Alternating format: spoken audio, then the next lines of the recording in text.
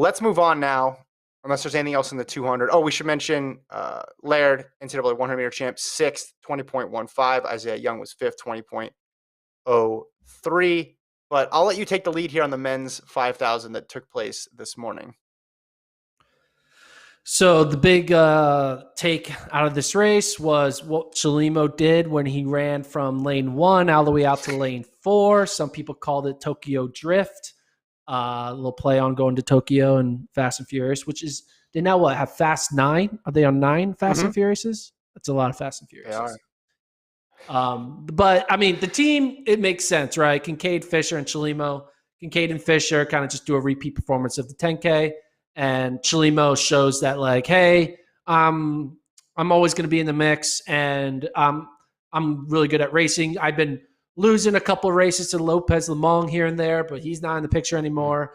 I'm going to be taking over. And Cooper Tier, who was in the mix, I had him making the team, but Cooper Tier ran probably the best race he could ever run and still got 4th.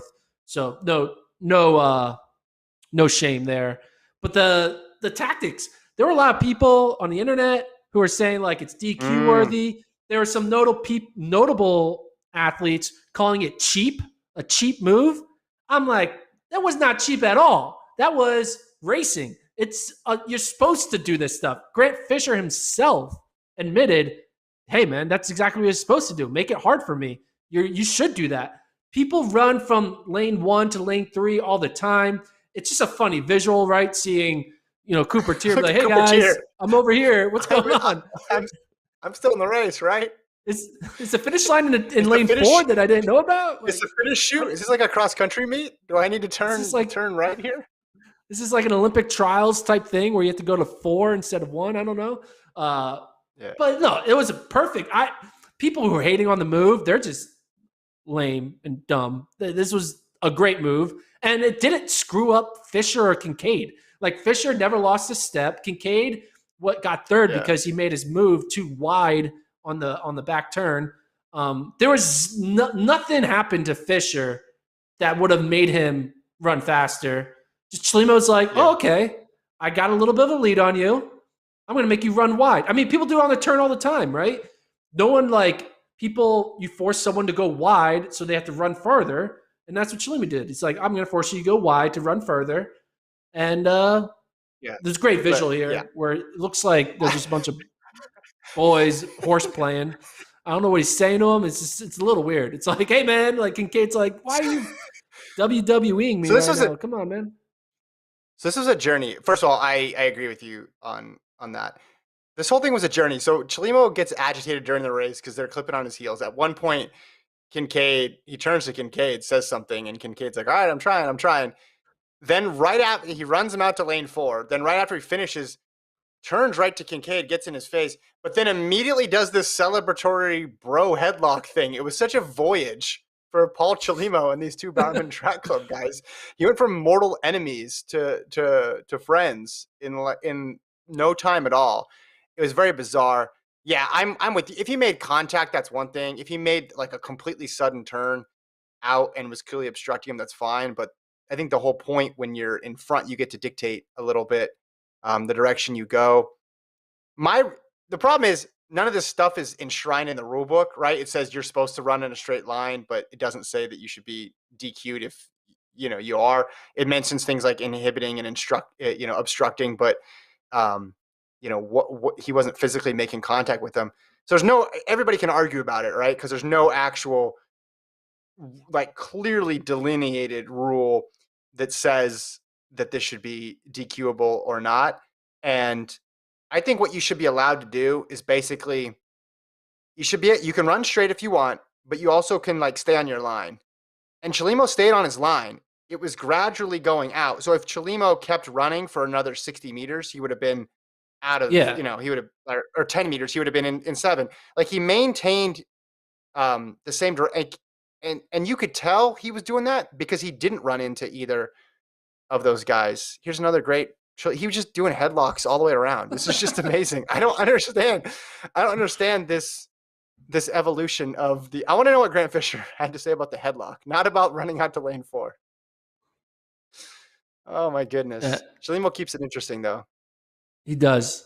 I was excited for man. Chelimo is one of my favorite athletes. I love his vibe. He talks about just the way he he he puts high expectations on himself, and he's not afraid to like disappoint on his expectations. Some people are always, Yeah, hey, yeah, I don't know, I'll see how I feel. He's always like, no, man, I want to win, or I want this, I want that. I mean, he one time made like a prediction or a goal that he would like not lose another race or something like that. Remember that?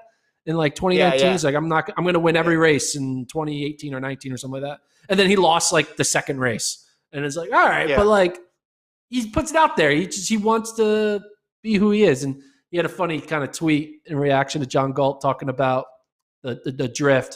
And he's like, "Hey man, I'm just following COVID regulations, keeping 6 feet distance. They just kept on getting closer to me. I wasn't trying to do it. They were going towards me. I was trying to get away from them. I was, so Here's the thing. Here's the thing. Like you do that move, but there's also a disadvantage to it, meaning you open up yeah, lane one. So it's a strategy. And if Cooper Tier and two other people had gone through in lane one, we all would have said, what was he thinking? So it's a tactical decision. Again, I think if he makes the move a bit more dramatically or he makes physical contact, then it's a different story.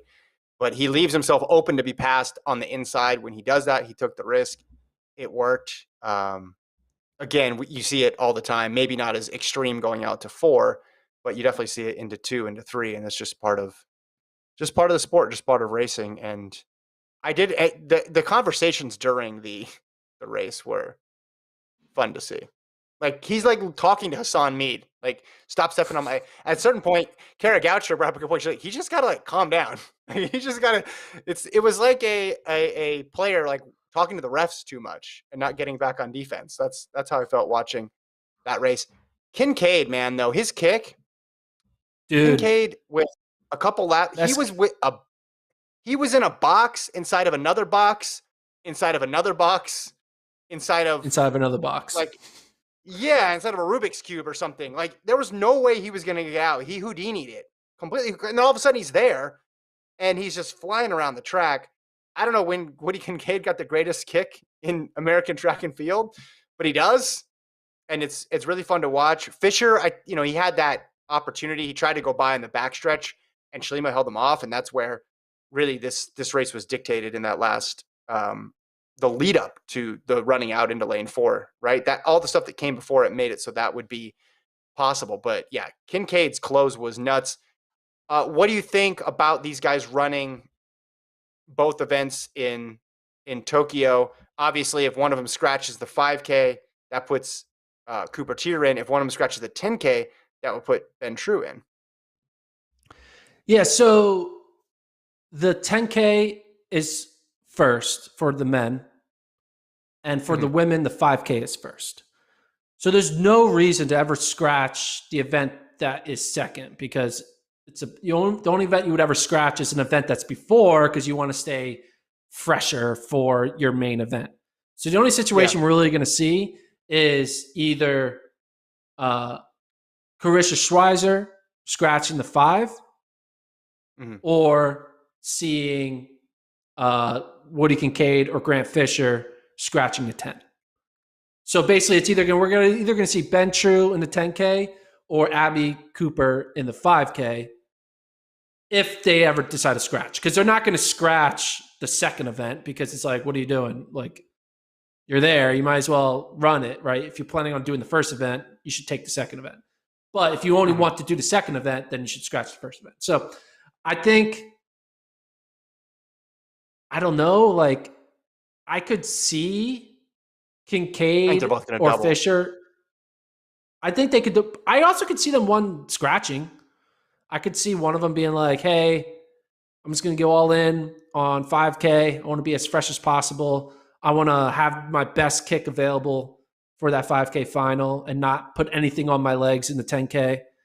But then again, they are elite athletes. It's not like the 10K is a day before. It's time to They rest. It's got time three to days off. recover. Yeah, so Three it's days not the off. end of the Yeah. world. Um, what do you think If is? you have a, What do you think Kincaid's best event is? What do you think Fisher's best event is? And what do you think Christian Schweizer's best event is? Because they're the ones who have this potential double. I think these are all the same event. The only thing that changes is the people that are in them.